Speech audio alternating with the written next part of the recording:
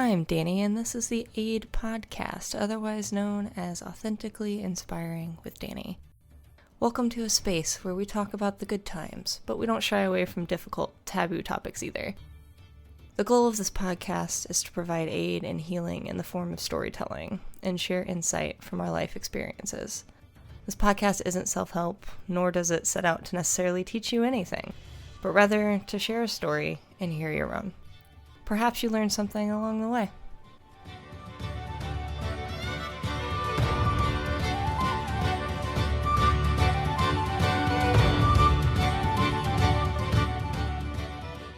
Welcome back to another episode of the AID podcast. My deepest apologies that this episode was delayed. My house decided to have a midlife crisis. First it was my water heater, then my toilet supply line burst and semi-flooded my basement, and then my garage door panel broke. It was an absolute wild start to the week, and it derailed all of the time I usually spend on this podcast. We're going to leave that in the past, though, where it belongs. Everything is all fixed now, so let's get to it. As per usual, let's talk shoutouts, thank yous, and establish some norms for this episode. First up, shoutouts and thank yous. A special thank you to my first ever Patreon subscriber, Metatron. He happens to be a friend of mine, but the fact that he believes in this and supports it via Patreon is truly the stuff that warm fuzzies are made of. Thanks so much, Matt, I appreciate it. I also need to welcome the new followers we have, which is 9 of you from Spotify and 9 on Apple Podcasts. If you like what we do here or what you hear on the podcast, please make sure to give us a follow on our Instagram and LinkedIn, both found by searching for the AID podcast. Lastly, one listener came from the UK and one from India, which was wild. I wish y'all could have seen my face, but the first thing I said was, "Holy shit, someone outside of the US listened to my podcast." If you're joining us again, UK and India listeners, thank you, and welcome back. Now for norming the episode. As always, I am mindful of how my story can impact other people. For this episode, I'd like to issue potential trigger warnings for the following elements: religious and childhood trauma, neglect, abuse of the substance and domestic varieties, and a brief mention of suicide. My goal is always that maybe what I learned from my life could help someone else, either through listening directly or by word of mouth. My experience is uniquely my own, and there is not a one-size-fits-all approach to people's lives and experiences. So you might find that you can't take anything personally from this episode, but you might be able to make an impact in someone else's life, and that is what this is all about. Today's episode on vulnerability takes me back down memory lane. The lane that spans most of my childhood is broken, twisted, and decrepit, though intermingled with some bright and sunny spots. I'd had happy moments, but the majority of that part of my life was dark, despite the happy facade I'd put up for the outside world. To be clear, I have wonderful memories from my childhood, but it was far from a happy one in and of itself. Let me define what childhood was for me. About age 3, which is as early as I can begin remembering some things, to about age 17, when I was still a child as a young adult.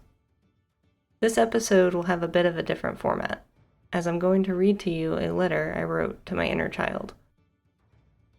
I first wrote a version of this letter at the suggestion of my therapist many years ago. In fact, I wrote and rewrote it many times because it was incredibly difficult for me to relive these memories and times have changed. Many, many tears were shed on several pieces of paper, the smudged ink blurring together the words and giving a physical manifestation to what my emotions must have looked like inside of me, swirling around and mixing together in intricate combinations of rage, despair, relief, heartbreak, sheer joy, nervousness, frustration, excitement, hopelessness, terror, and so many more. If you have something that eats away at you, or perhaps you don't even know if you do, I highly recommend you try writing a letter to your inner child. But I also wouldn't do it without a support system in place. Have someone you can talk to, whether that's a friend, therapist, whomever. If you're looking for anonymous support community, We're building one over on Discord through Patreon. Search for the Aid Podcast on patreon.com and see if that's for you. Now back to the letter. It's an incredibly enlightening exercise, but it can also be very painful. It's also very messy.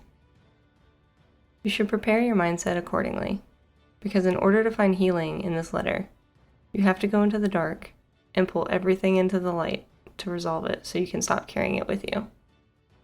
To pull those other pieces of yourself out so you can figure out who you are as a whole and who you want to be. The goal is that this brings to the surface of your consciousness things you've trained your mind to forget, but your body remembers those things. When someone talks about the fear in their bones, that's what I'm talking about. When you feel pain in your heart, aches in your soul, talk about voids or holes in your heart left from someone leaving this earth. These are all common phrases that describe where those traumas can settle in our bodies. When done in earnest, this letter makes you confront things hidden in your subconscious that, when acknowledged, leads to a completely transformative type of awakening. When you write this letter, find a quiet, uninterrupted place for yourself. Pay attention to the emotions you feel, how your body responds. Read your letter and see what themes came up for you. That will tell you where to focus your healing journey. And please make sure you also take some time to recenter yourself with a good meditation. Plenty of them can be found on the internet. Oh, and one more thing. Like I've said before, you're a human being. What makes you you is going to be incredibly complicated and interconnected. Healing may be complicated too, and it might take a while. Be patient with yourself and don't demand perfection of your healing process. Remind yourself that it will get better, piece by piece, and healing is a journey that sometimes is ongoing for a lifetime. As I prepared to write this letter's newest version to share with you, I locked myself in my office with my headphones on. Pen to paper, I felt the familiar lump in my throat form. I felt my eyes begin to glaze over, checking out from my present life and opening the door to my past. My heart started to race, and my body got hot from fighting to hold back the tears as they began welling up once more in my eyes. I'm realizing now that while I have healed a ton, I am still healing. And with a deep breath, I set to work again. Dear little me, we did it. We made it to the light side of life that we never thought we'd see. It's important for you to know the journey was not easy. There were struggles and hard-fought battles that will be some of the toughest lessons you'll ever have to learn. But it was worth every tear, every scar, and every hopeless breath you had. You develop a wisdom of a lifetime not yet experienced, and it makes you compassionately strong. In fact, there's not much in life you weren't able to do once you set your mind to it. You turned into a feisty lady with a fierce sense of justice and integrity. You grow into a person with a big heart and lots of love to give. You get to be your truly authentic self, the wonderful mix of intro and extrovert, and you have a nice flow and balance where sometimes you can withdraw away into your own world, and others, you are the life of a party. You get the answer to the question, why am I like this, that you spend your whole childhood seeking. You have something called ADHD, and once you figure it out, you learn how to turn it into a superpower. It does still cause you problems sometimes, but you figure out how to navigate it, and you heal yourself enough that some of those side effects don't bother you as much as they used to. Like having to have everything in order and quote-unquote perfect. It's a work in progress, kid, but you're learning every day, and I have no doubts that we'll be A-okay. Sweet little me, you do finally make it out of Texas. You start to see other parts of the world and realize that how life was is not how it has to be. Better exists. The way things are is not the way they have to remain. Change isn't scary to you anymore. But you also have the stability you so longed for. That home you wanted before you turned 30, you bought one at 28 years old. And some of your best friends move in just around the corner. You have some of the best times of your life in this house. And it also comes with its own set of homeowners' adventures. But you learn how to be handy and how to fix things. So don't worry, little one, you've got this. When you finally leave Texas, you wind up selling your first house of memories and buying your second to make new memories in. Leaving was hard for us, and we cried a lot. After all, we were leaving what had been a lifetime of memories at this point. But the new chapter will have just as many, promise. I remember how lost you felt because you knew you were different from the other kids, but you didn't know why. I remember that feeling of emptiness and that hole in your heart. I still carry today with me the hurt you felt when those kids called you a dyke on the bus when you were 12, long before you even knew you were gay. I still carry the fear of when you told your biological father about those kids, and he threatened to drag you down the street tied to the back of a truck if you were gay. I remember the suicidal thoughts as you realized that you were queer because you were fighting the pressures and expectations of a society that thought it was better if you didn't exist at all. You were born the way you are, and nothing can change that. Not conversion camps, not churches, not society, not your parents, no one. You were not born with those dark thoughts. Those thoughts came from people who don't even deserve to have you in their life. You are worthy and amazing and deserve the life you dream about having. You don't have to hide who you are anymore. You will reach a point of frustration where you finally kick the closet door down and burst out of it. You openly speak about your queerness and don't shy away from that part of who you are. You share your perspective with others and teach them about things they never even thought about before, like the importance of representation. You wind up in a community of people who love and support you truly and don't think any less of you because you're a lesbian. You're not on the inside with a mask on pretending to be someone else, but rather you're on the inside being yourself.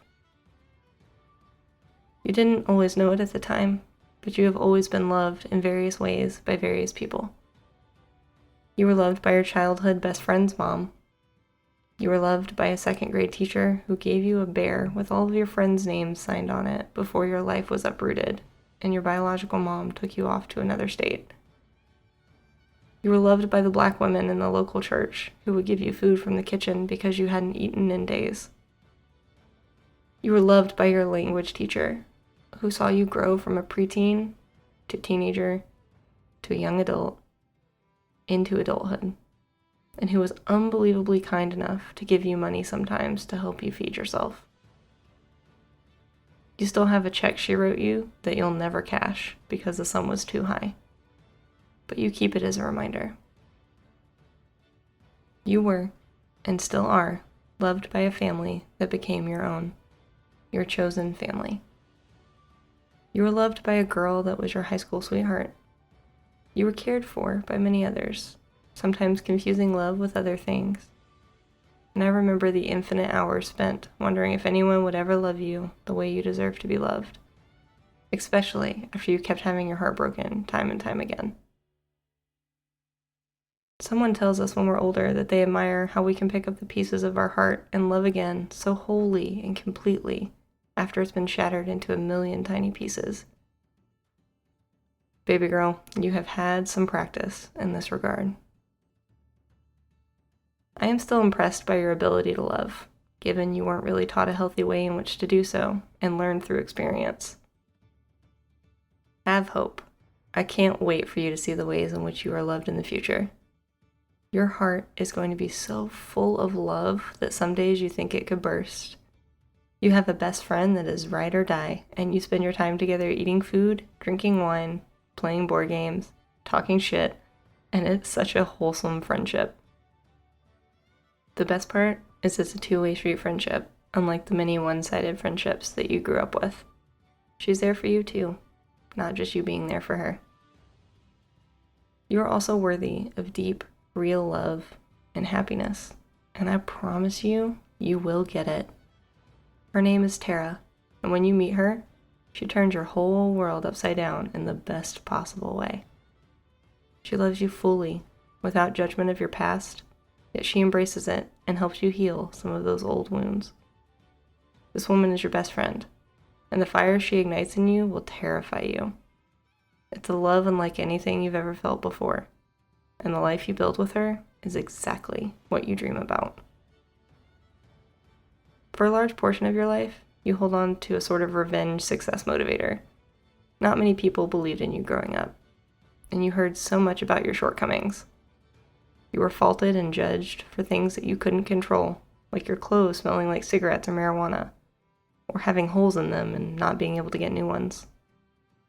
But you don't have to prove anything to anyone anymore. In fact, I've written you a list. You don't have to prove your self-worth. Only you can determine that, and you owe no obligation to other people's ideas of worth.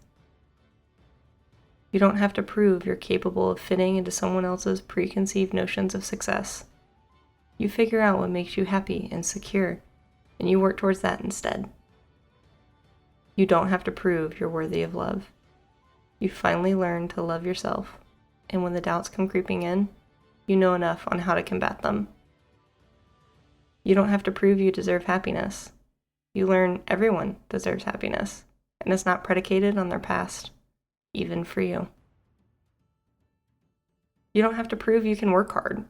You will eventually learn that you can work hard and what real work-life balance is, and then you never let it go. You don't have to prove that you're a good parent. You are not your parents, and you never will be. You learn from your mistakes and then be better. You don't have to prove you're classy and need fancy things. You grow out of it and decide that there are more important things to have in life. You don't have to prove you can do everything people expect of you. Their expectations are their creation, not yours. You learn to set expectations of your own design with the other people so they know exactly what they're getting. You don't have to prove you're perfect. You're not. And you finally learn that perfection is an illusion. The best version of you is you. You do make some bad choices, trust the wrong people, but you have this incredible ability to learn from your mistakes, and one day you'll eventually expand that ability into learning from others' mistakes as well. The world isn't what we thought it was, and sometimes it's not great. You see historical event after historical event, and sometimes it will have ripple effects outward that you'd never imagine. There are still things you have to fight for, like the basic right to exist as a gay woman. But don't you worry, kid. You were built for fighting, and when people underestimate you, it only makes you stronger. The world is changing, and when it does, it'll be because of people like you. People who are kind, compassionate, empathetic, open-minded, and growth-oriented. People who want a better place for everyone, not just themselves. People who understand that just because their experience isn't something we have personally experienced, it isn't any less valid or important. There will be people that tell you that your biological parents did the best they could with what they had. They'll tell you to forgive them in order to heal. They'll tell you that that's your family and it's the only one you've got, so you need them. You need to know that that's a load of shit. Don't waste years of your life believing you can save them, that they'll change because they love you. There are realities of life that you need to know sooner rather than later. One is that they didn't want to be better for themselves or for you. Some people are just like that, and it's not your responsibility to try and fix. Validate your emotions and feel your pain, because feeling is how you heal. Choosing yourself, choosing to protect your mental space and your physical space is a valid priority. And letting go of people who can't respect that is paramount. For what it's worth, our biological parents taught us a wealth of knowledge when it came to how not to parent. Why is that useful, you might ask me? Because, little me, we get those twins we always dreamed of. And oh boy, do they love you. They love how carefree you are with them, how you're not embarrassed to sing and dance in front of people out in the world just to make them laugh. They love when you play pretend with them, and with Legos and blocks. Of course, they're both into sports adventures and are little adrenaline seekers. I wanted her to be her own person, and perhaps she still will be. But our daughter is just like you. And I swear to you, I will make sure both of them have everything you never did. I will support them and listen to them and be there when they need me. They will never be alone, and they won't lack love from their parents. They will have the support system you always needed. We're 35 years old now, and we have done so much together, you and I. You're finally safe, and I promise I won't let anything else happen to you. I'm sorry it took me so long to find you and listen to what you needed. But I'm here now, with better tools and knowledge, and we're going to keep growing and healing and being better every single day. My hope for you is that when you do lose yourself, you continue to have the courage to get back up and find yourself once more. I hope you continue to choose growth and learning over being comfortable with things as they are. I hope when someone unkind or even malicious takes advantage of your loyalty or love, you stay kind and keep on loving new people with that great big heart of yours. I hope you know that you're capable of profound strength, not only of will, but of love. I hope you remember that it will always get better, and while it may not be fine right now, it will be. I hope you never settle and keep reaching for everything your heart desires and your brain can imagine. I hope you come to acknowledge that you are worthy of respect, love, intelligence, grace, and patience. There will be times where you just want to quit, but I hope you don't give up no matter how tough it is. You have a purpose in this life, and future you has found it. Believe in your passions. Know you are unbelievably talented, and that you'll find your path in life. You never heard this when you were a kid, so I'm going to tell you now. I am so proud of you. I don't think you'll ever really know how proud of you I am because it feels immeasurable. I am proud of your unbelievable strength, emotional and physical. You've overcome so much, climbed mountains and fallen back down them, dusted off and tried again. I'm proud of your determination and persistence, and the commitment to what you want in life. I'm proud of your ability to see growth and learning in every challenge you've ever faced. I'm proud that you took your experiences in childhood and turned them into life lessons. I'm even prouder that you want to take those life lessons and share them with other people in hopes to try and help them. I'm proud that you become the friend people know they can count on, and that you always have a listening ear. I'm proud that you finally took the walls down from around your heart and chose to live life and love unabashedly and with supreme passion. I'm proud of your resilience and your compassion. I'm proud that you have figured out who you are and live with the fullest authenticity of it. I'm proud of the integrity you have that is rooted in everything you do. You're a truly amazing person, and I thank you for never giving up and giving us a chance at the life we always wanted. It's wild, all that we've accomplished, little me, and we're still only just getting started. You will discover so much more in life. When things feel overwhelming and like you're sinking, remember that is just everything falling into place to lead you to the life you'd hoped you'd have one day. Dreams take time to build, little one, and you are destined for the extraordinary. I know where you're at now isn't where you thought you'd be, but where you go, oh wow, where you go. It's a ride of ups and downs.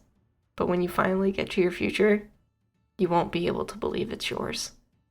Every single day, you will marvel at it and tell yourself that you can't believe that this is your life. But little one, it is, and you earned every bit of it. It's time to wrap up, but thank you for listening. I truly hope that you found something for yourself in today's podcast, and I appreciate you being part of the stream of mine. I hope you consider joining me on this journey to aid one another. I truly believe that community is one of the most powerful things we possess, And if you're able and willing, please visit my Patreon at patreon.com/theaidpodcast to learn how you can be part of this community and help it grow. Certain Patreon tiers will have special perks and access, such as our private Discord support community. You do need to be over the age of 18 for that, and you will have to go through a verification process to join.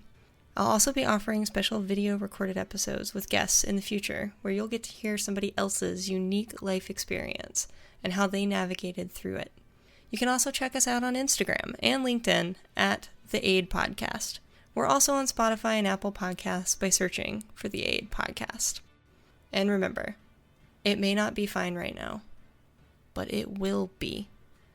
Stay safe out there, folks, and I'll see you next time for AID.